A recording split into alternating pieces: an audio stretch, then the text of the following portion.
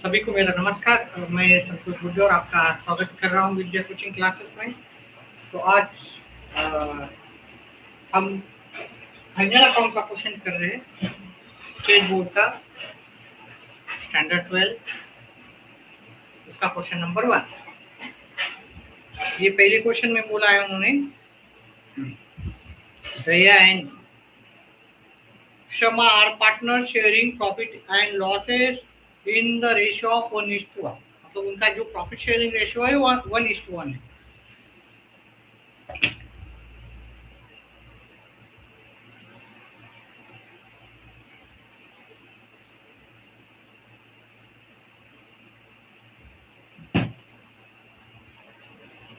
और उन्होंने एक ट्रायल बैलेंस दिया है। और हम पहले 2-3 चीजें हमें ध्यान रखनी है कि फाइनल अकाउंट करते समय, क्योंकि फाइनल अकाउंट का क्वेश्चन काफी बड़ा होता है, बहुत इंपॉर्टेंट टॉपिक है।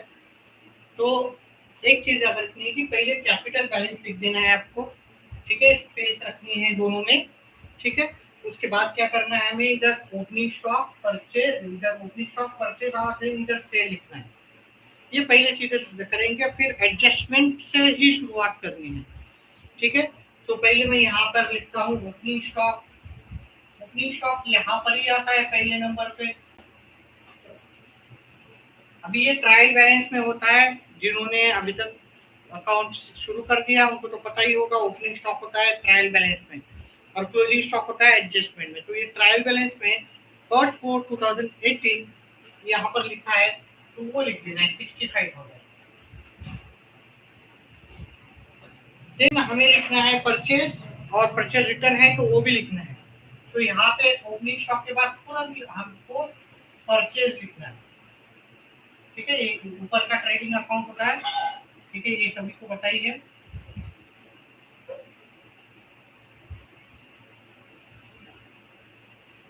नीचे का profit and loss account. Purchases कितना है हमारा, तो परचेजेस की अमाउंट जो है वो 1,48,000 है। 1,48,000 लेस इसमें से हम रिटर्न माइनस करेंगे। अगर आपको परचेज रिटर्न लिखना है या रिटर्न आउटवर्ड लिखना है तो वो भी लिख सकते हो, ठीक है। परचेज रिटर्न होता है क्रेडिट साइड के ट्रायल बैलेंस में।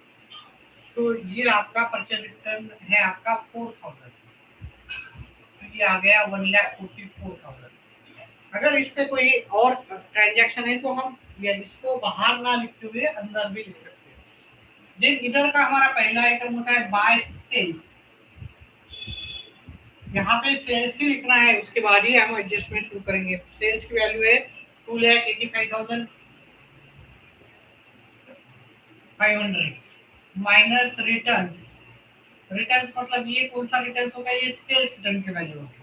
सेल्स रिटर्न की वैल्यू है हमारे पास यहाँ पे वो सेल्स होता है क्रेडिट साइड में, उसका रिटर्न होता है डेबिट साइड में। ये है 2,000। अभी इस पे अगर एडजस्टमेंट है, हम आगे जाके देखेंगे एडजस्टमेंट है तो हम उसको इस साइड में ही रखेंगे, क्योंकि इस पे एडजस्टमेंट है, इसको इसकी अमाउंट में बाहर नहीं लिखते हुए अंदर लिखता हूँ, क्योंकि पहले ही एडजस्टमेंट पढ़ने हैं। डेटर पे कितने हैं, क्रेडिटर पे कितने हैं, मशीनरी पे कितनी है, बिल्डिंग पे क्या है, वो सब पढ़ना है जिन पे, और टिक मार्क करना है। अगर वन एडजस्टमेंट है तो आपको 2 लाइन लगेंगे, पहले से शुरू रखना है। अभी हम क्या करते हैं, एक एक एडजस्टमेंट पढ़ते हैं, और शुरू में मैं जैसे कर रहा हूँ वैसे ही आपको करना है। एडजस्टमेंट करना है, जिस पे एडजस्टमेंट है उसको टिक करना है, ठीक है।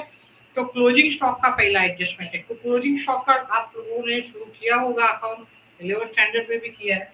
सो क्लोजिंग स्टॉक का पहला इफेक्ट आता है ट्रेडिंग अकाउंट के क्रेडिट साइड में, क्लोजिंग स्टॉक, ठीक है। अगर 2 वैल्यू दी जाती है, 2 वैल्यू, तो उसमें से सबसे छोटी वैल्यू लेना है, वो देखना ही नहीं कि मार्केट वैल्यू है या कॉस्ट वैल्यू है। तो विच ओवर इज लोअर दिया जाता है। 2 वैल्यू दिए तो छोटी, यहाँ पे एक ही वैल्यू दी है तो मैं जो वैल्यू दिया वही।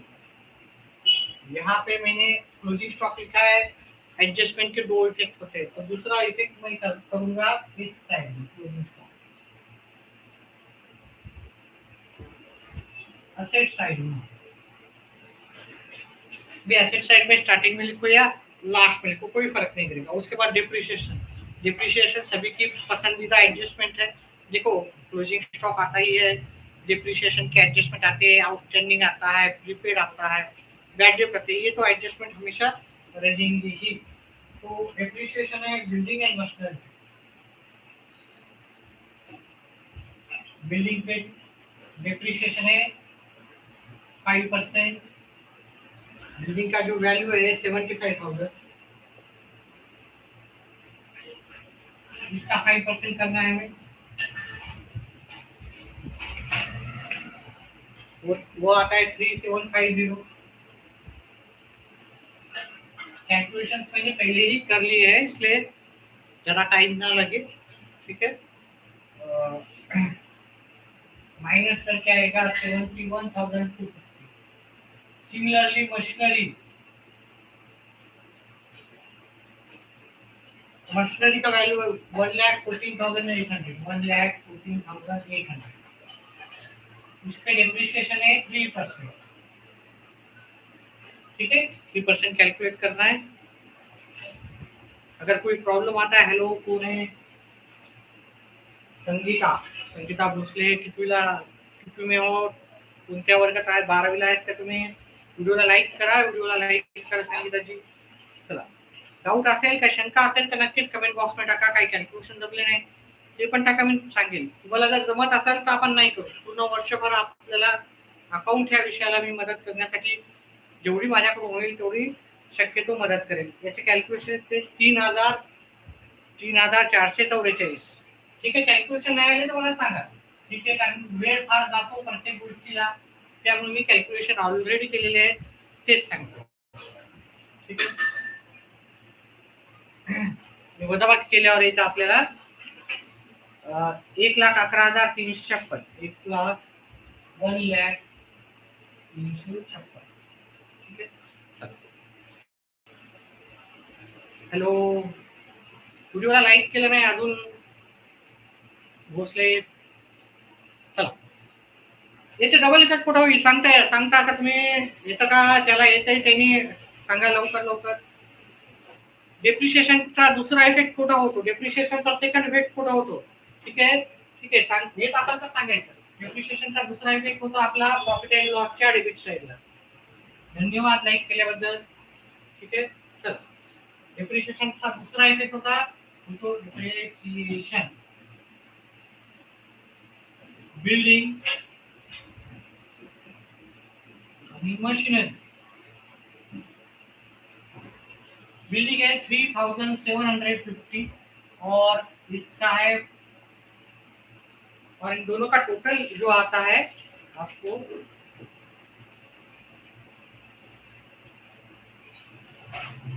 कभी क्लास नहीं पता मुझे, ये अपना विद्या कोचिंग क्लासेस है, फ्री में रहता है सभी हमारा।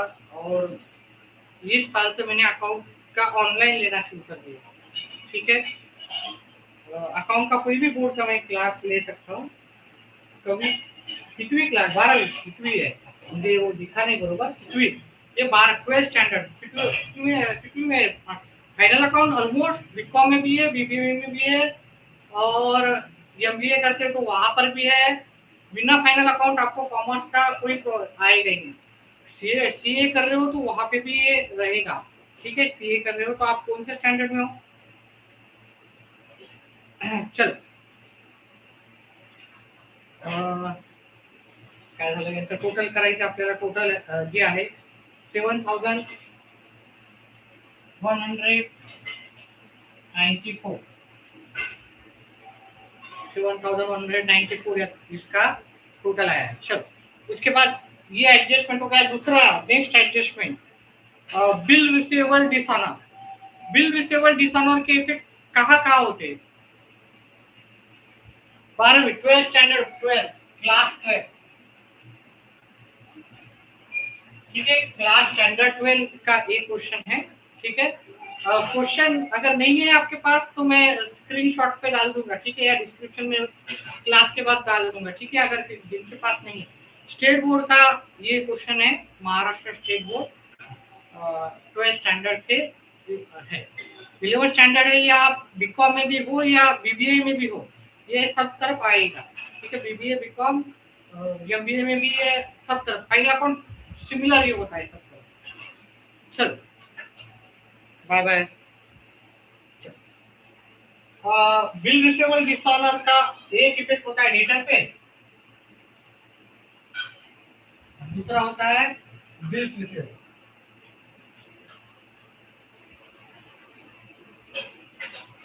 ठीक है, एक होता है डेटर पे और दूसरा इफेक्ट होता है बिल रिसीवेबल पे। तो डेटर का वैल्यू है सन्ड्री डेटर्स का हमारा 1,32,500।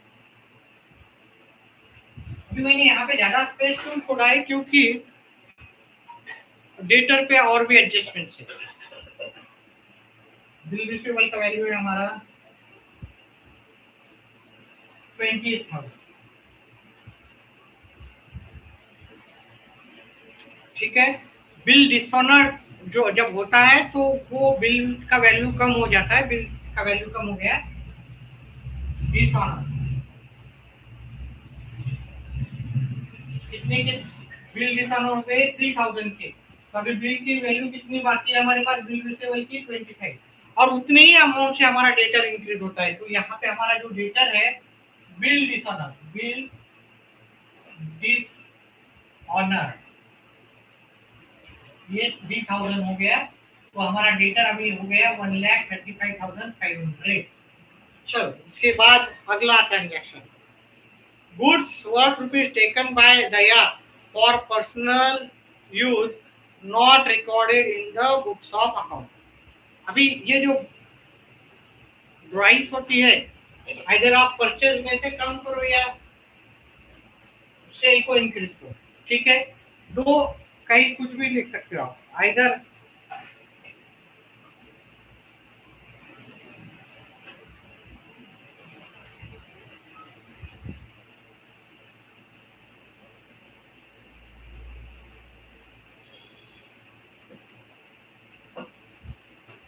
ठीक है, क्रेडिट साइड में लिखना है sir it is not 7 standard.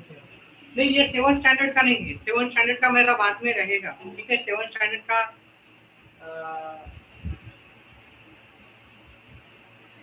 नहीं, 7 स्टैंडर्ड का हमारा रहेगा बाद में। ठीक है, स्कॉलरशिप का क्लास रहेगा आपला, स्कॉलरशिपचा क्लास राहील। ठीक आहे, याच्यावर मेन्शन आहे का तसं? नाही ना, 12वीचं सांगितलं ना, HSC 12 क्लास 12 आहे HSCचा आपला, तो क्लास आपण घेऊ नंतर। ठीक आहे, स्कॉलरशिपचे पण आपण व्हिडिओ बनवत असतो, नवोदय स्कॉलरशिप, तर तो आपण 7वीचा घेऊ आपण नंतर। ठीक आहे, नंतर डिस्कस करू। ठीक आहे, चला आता हा 12 स्टँडर्डचा क्लास आहे। चल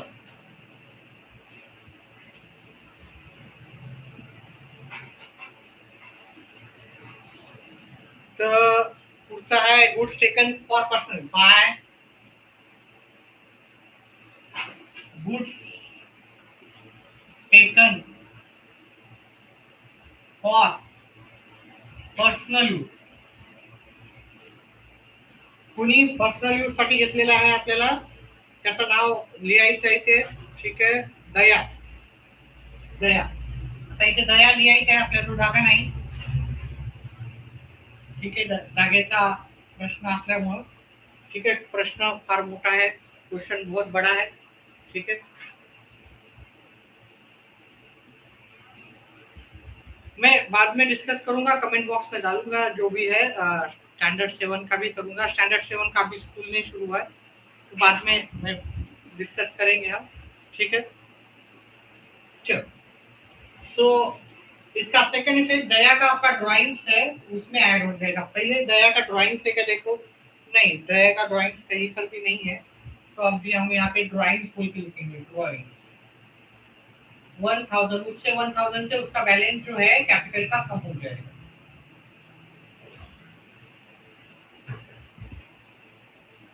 उसके बाद 1800, देखो उसके बाद हमारा लास्ट में एक ट्रांजैक्शन है, वो पहले करना पड़ेगा एडजस्टमेंट। पहले 6 नंबर का करेंगे, देन 5th नंबर का, क्योंकि 6 नंबर का यहाँ पे जरूरी है, क्योंकि वो है गुड्स सोल्ड बट उसका रिकॉर्ड ही नहीं किया है। ओके, अनरिकॉर्डेड सेल बोलेंगे उसको, अनरिकॉर्डेड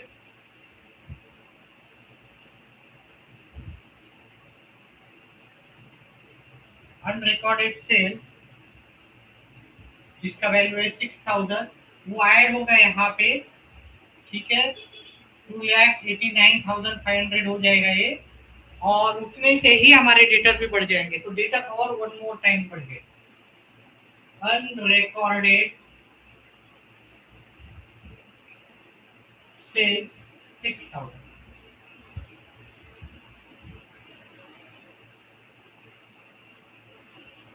ठीक है। उसके बाद फिर हम करेंगे 5th नंबर का एडजस्टमेंट।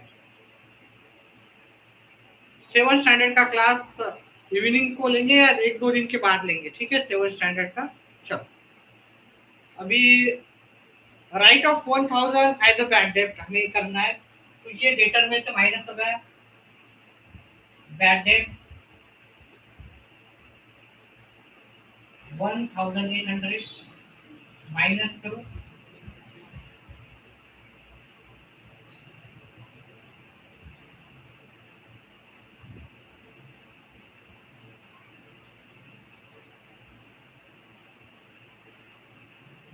और देन फिर उस पे आरडीडी करना है कैलकुलेट, देन आरडीडी 5% करना है। देखो पहले बाकी सभी ट्रांजैक्शन हमें करने हैं, देन उसके बाद आपको आरडीडी करना है। आरडीडी अभी ये वैल्यू पे करना है, कौन सी वैल्यू पे, ये जो अभी आया है उस पे करना है।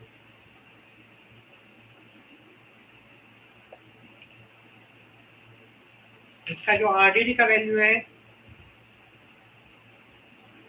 6,985, 6,985। ये कैलकुलेशन मैंने पहले ही किए क्योंकि बहुत ज्यादा टाइम जाएगा। 1,32,750, 1,32,750 माइनस करने के बाद, आरडीडी माइनस करने के बाद, अभी जो ये आरडीडी और बैंडेज हमें यहाँ पे लिखना है, पहले से ओल्ड है बैंडेज। देखो यहाँ पे 2 bandage old plus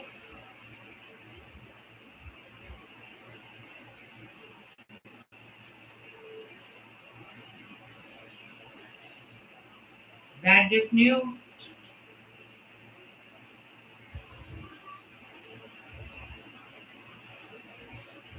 plus RDD new, RDD new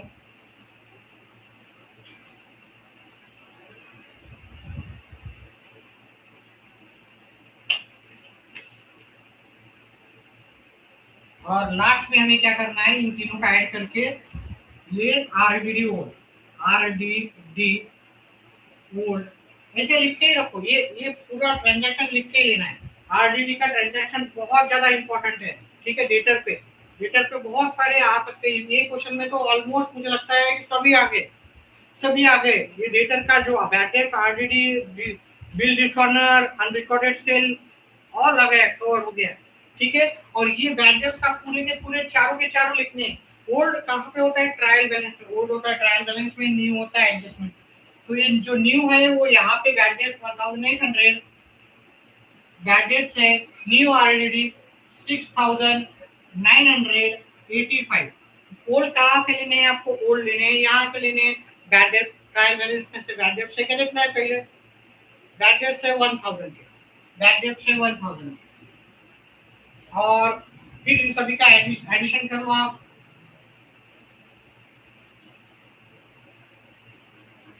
RDD है पहले से तो माइनस कर दो, आरडीडी है आपका 1800 पहले से ही माइनस किया, 7,985 आ गया, ठीक है। थोड़ा बैडेज का एडजस्टमेंट थोड़ा सा मुश्किल रहता है, थोड़ा सा उस पर ध्यान दो, बाकी के इतने एडजस्टमेंट डिफिकल्ट नहीं रहते, ठीक है। करेक्ट है क्या, चेक कर लेते हैं हम। 7,985 करेक्ट है। अभी देखो जो अगला हमने सभी ऑलमोस्ट एडजस्टमेंट खत्म हो गए। देखो मेन है एडजस्टमेंट आ गए आपके, और यही टाइप से करो, आपका जो आंसर है बहुत जल्दी टैली हो जाएगा। चलो अभी बाकी के जो चीजें बचे हैं वो लिख लेते हैं। वो देखो ओपनिंग स्टॉक हो गया आपका, stock on 1 April 2018। Bill receivable हो गया, वेजेस एंड सैलरी। अभी देखो वेजेस एंड सैलरी कहाँ पे आता है, एंड सैलरी एंड वेजेस कहाँ पे, ठीक है। पहला वर्ड क्या है, पहला वर्ड वेजेस है, तो वेजेस एंड सैलरी यहाँ पे आता है। ओनली वेजेस लिखते हैं तो यहाँ पे आएगा, सैलरी है तो यहाँ पे आएगा, वेजेस एंड सैलरी है तो यहाँ पे है, एंड सैलरी एंड वेजेस है तो क्या है, सैलरी है मतलब पहला वर्ड क्या है, सैलरी, तो फिर सैलरी एंड वेजेस यहाँ पे है। ओके, क्लियर है। वेजेस यहाँ पे आते हैं ट्रेडिंग अकाउंट में, सैलरी प्रॉफिट एंड लॉस में आता है। सैलरी एंड वेजेस दिया है, पहला वर्ड सैलरी है तो यहाँ पे आएगा सैलरी एंड वेजेस। पहला वर्ड वेजेस दिया है, वेजेस एंड सैलरी, तो वो यहाँ पे आएगा। तो यहाँ पे to wages and salary, wages and salary.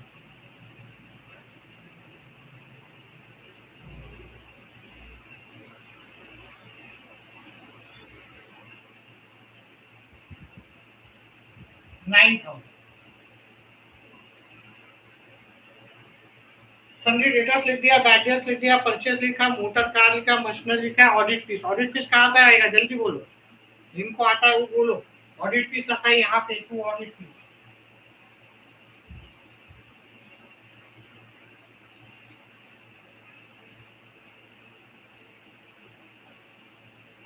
ठीक है, ऑडिट फीस आता है, ऑडिट फीस का वैल्यू है 1200। देखो ट्रेडिंग अकाउंट में जो एक्सपेंसेस आते हैं वो याद रखो, ठीक है, उसके रिलेटेड मेरा एक वीडियो है, वो जाके देखो तो आपको पता चलेगा ट्रेडिंग अकाउंट का। बाकी जो भी एक्सपेंस आएगा वो आएगा आपका प्रॉफिट एंड लॉस में। चलो उसके बाद है हमारा ऑडिट फीस के बाद सेल्स रिटर्न हो गया, डिस्काउंट। अभी डिस्काउंट डेबिट में लिखना है कि क्रेडिट में लिखना है सर, डेबिट का है तो डेबिट में लिखना है, क्रेडिट का डिस्काउंट क्रेडिट में लिखना है। To discount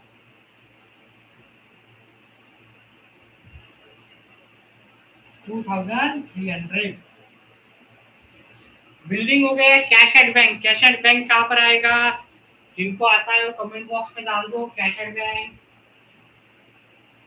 cash at bank यहाँ पे जगह है तो मैं लिख रहा हूँ, नहीं तो नीचे लिखा था मैंने सब्जी के नीचे। Cash at bank, cash at bank के 12,000। 10% इन्वेस्टमेंट, देखो ये भी एक एडजस्टमेंट है। 10% इन्वेस्टमेंट बोला है उन्होंने, ठीक है। 10% इन्वेस्टमेंट, 10% इन्वेस्टमेंट।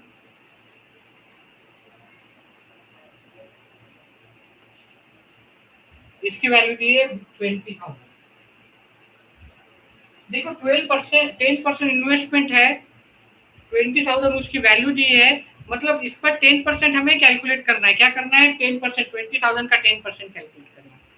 सो यहाँ पर आपको इंटरेस्ट मिलता है, उसको इंटरेस्ट भी देखना है कि आपको इंटरेस्ट मिला है क्या, पहले देखो पहले, ठीक है, पहले इंटरेस्ट मिला है क्या देखना है क्रेडिट साइड में। तो आप हम देख रहे हैं तो इंटरेस्ट का वैल्यू नहीं दिया है, अगर इंटरेस्ट दिया है तो उतना बैलेंस जो है वो आपको आउटस्टैंडिंग रहेगा, लेकिन इंटरेस्ट दिया ही नहीं उन्होंने। तो यहाँ पे मुझे 2,000 इंटरेस्ट लिखना है आउटस्टैंडिंग। तो इन्वेस्टमेंट का वैल्यू मेरा 2,000 से बढ़ गया। अभी इन्वेस्टमेंट पे जो हमें मिलता है वो प्रॉफिट है या लॉस है, interest.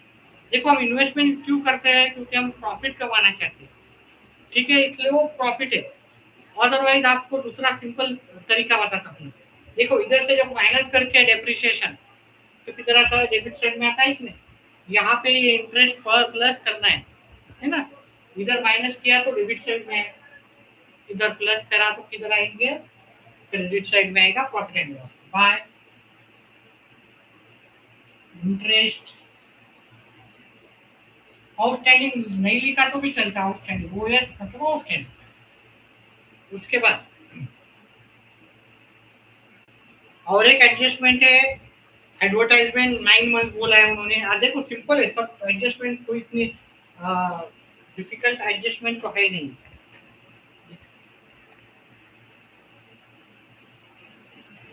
To advertisement,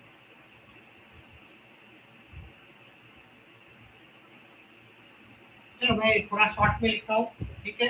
advertisement 4,500, 9 month दिए उन्होंने, ठीक है, 9 मंथ दिए। 9 मंथ मतलब ये 4,500 को आपको 9 से डिवाइड कर देना है, ठीक है, तो आता है 500।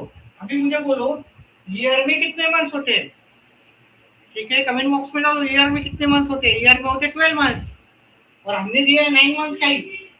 1 महीने का एडवर्टाइजिंग पास हुआ है, तो 3 महीने का एडवर्टाइजिंग अभी बाकी है। 12 में से 9 महीने का ही दिया है, इसका मतलब होता है 9 महीने का 4500, तो 1 महीने का है 500, 3 महीने का आपका 3 मंथ्स का आएगा 1500।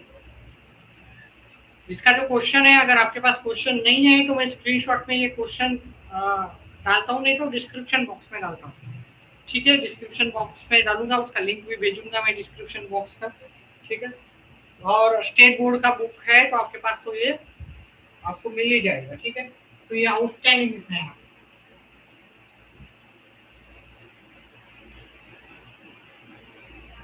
देखो, आउटस्टैंडिंग का दूसरा इफेक्ट, ठीक है, हर एक इसका दूसरा इफेक्ट होगा ही। अभी ये पे करना बाकी है, आउटस्टैंडिंग मतलब पे करना बाकी है, पे करना बाकी है, तो आपको लाइब्रेरी में लिखना है। देखो, जितने क्वेश्चन ज्यादा अच्छा करोगे उतना आपको ऑटोमेटिकली वो सब चीजें पता चलेगा।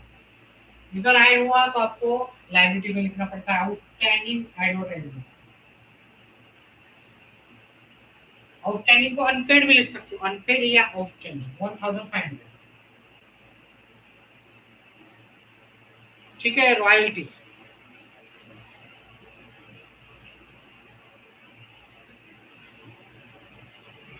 रॉयल्टी की तरह आएगा रॉयल्टी। ठीक है, रॉयल्टी आता है आपका ट्रेडिंग अकाउंट का आइटम, याद रखो। अभी सब ट्रेडिंग अकाउंट में जो आते हैं उसको आप परफेक्टली लर्न करना है। रॉयल्टी कहाँ पर आता है? यहाँ।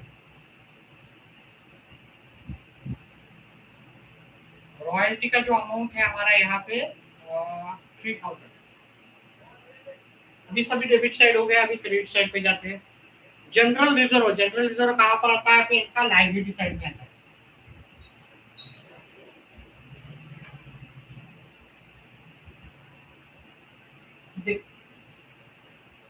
एक चीज याद रखो जनरल रिजर्व के बारे में।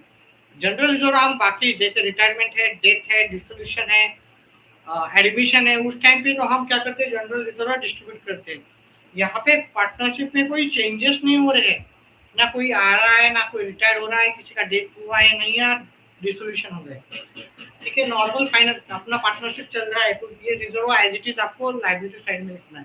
तो अगर पार्टनरशिप में जब चेंजेस होते हैं तो हम पार्टनर्स में डिस्ट्रीब्यूट करते हैं, ये इसमें नहीं होता है डिस्ट्रीब्यूट, बाकी चैप्टर्स में जनरल रिजर्व डिस्ट्रीब्यूट होता है। चलो ठीक है, अगला क्वेश्चन, अगला क्या है?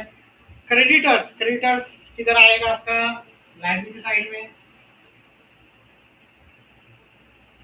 98,000। आरडीडी हो गया, सेल्स हमने लिख दिया है already. Outstanding wages, outstanding wages, देखो आउटस्टैंडिंग वेजेस आपको ट्रायल बैलेंस में आता है, तो उसका डबल इफेक्ट करना नहीं। अभी कौन से इसका डबल इफेक्ट करना है, कौन से इसका नहीं है, जैसे जैसे आप अकाउंट करोगे वैसे वैसा पता चलेगा। आउटस्टैंडिंग का अगर इफेक्ट एडजस्टमेंट में है तो वो करेंगे, ओनली वो ट्रायल बैलेंस में है आउटस्टैंडिंग वेजेस, तो उसको एज इट इज लिखना है।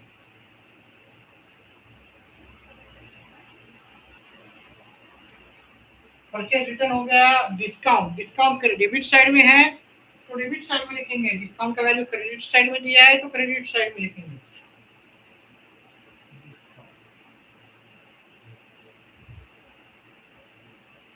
ठीक है, होप्स कि आपको क्वेश्चन समझ में आ गया। अभी कैलकुलेशंस हमें करने हैं, कैलकुलेशंस के लिए क्या करना है, ये साइड का टोटल करना है, ये साइड का टोटल, ये साइड का टोटल करोगे तो ये आता है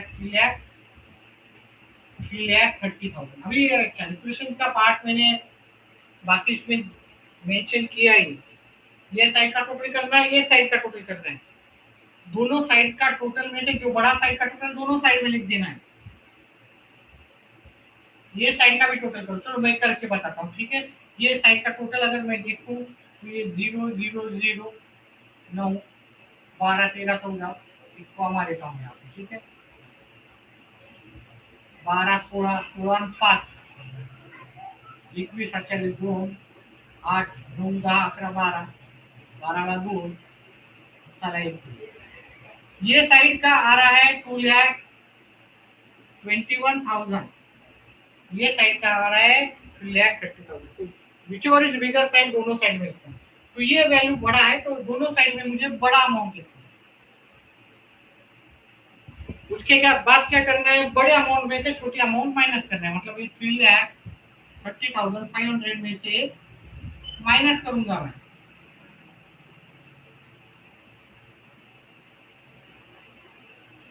1,00,000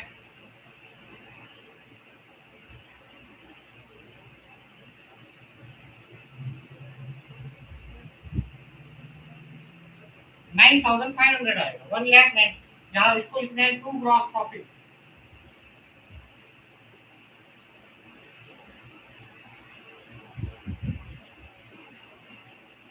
कैरिड डाउन।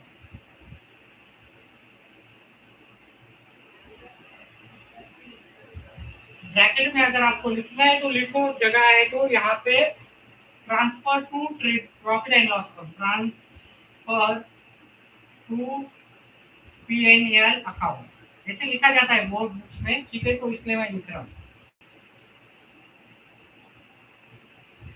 मैं जो भी अकाउंट पढ़ाऊंगा वो प्रॉपर जो भी स्टैंडर्ड है उसी के हिसाब से, अभी बुक्स में हमारे पास नहीं रहेगा रहेगा वो हम नहीं जानते, लेकिन जो भी प्रॉपर वे है उसका अकाउंटिंग करने का आपके बुक में शायद दिया होगा, नहीं दिया होगा, लेकिन यहाँ पे ट्रांसफर टू कैपिटल अकाउंट लिखना ही है आपको।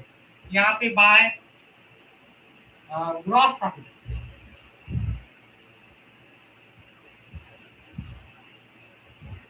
ब्रॉड डाउन, मतलब ये हम इधर डाउन निकले, ठीक है। ट्रांसफर फ्रॉम कहाँ से आया, ये ट्रांसफर फ्रॉम ट्रेडिंग अकाउंट, यहाँ पे ट्रांसफर फ्रॉम या ट्रांसफर फ्रॉम इतना भी लिखा तो चलेगा, ट्रांसफर फ्रॉम ट्रेडिंग अकाउंट लिख देना है। उसके बाद क्या करना है, अभी सेम कैलकुलेशन जो हमने ऊपर किए वो वही कैलकुलेशन हम नीचे करेंगे।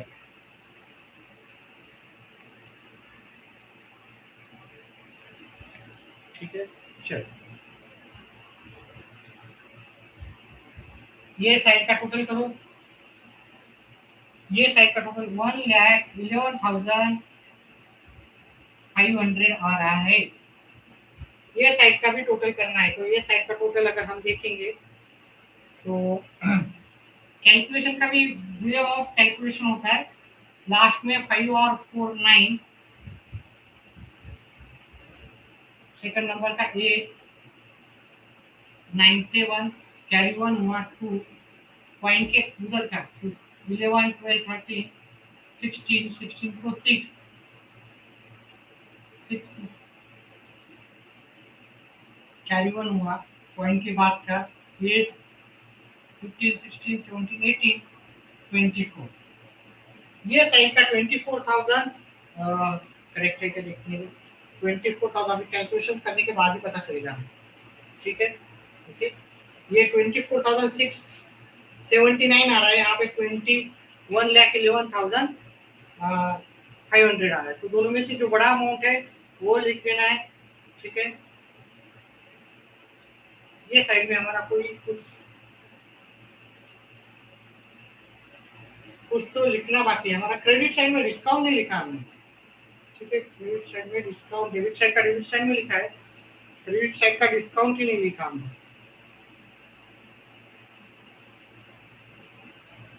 क्रेडिट साइड का डिस्काउंट कितना है हमारा 2,000, यहाँ पे मैं डिस्काउंट लिखना भूल गया, ये डिस्काउंट सॉरी मैंने इस साइड में लिखा है डिस्काउंट, वाई डिस्काउंट। जैसे कैलकुलेशन मैंने ऊपर किया वैसे ही नीचे करने हैं, ठीक है, अभी ज्यादा वेस्ट टाइम हो जाएगा। तो ये आता है टोटल 1,13,000, दिख रहा है 1,13,300। सेम कैलकुलेशन यहाँ पे लिखना है, to transfer net profit, net profit carried out, transfer to capital account, transfer to cap account लिखा है मैंने, ठीक है, शॉर्ट फॉर्म में कैपिटल अकाउंट, कैपिटल अकाउंट लिखा है मैंने, कैप अकाउंट मतलब यहाँ पे नाम लिखने दया और शर्मा, दया और शर्मा,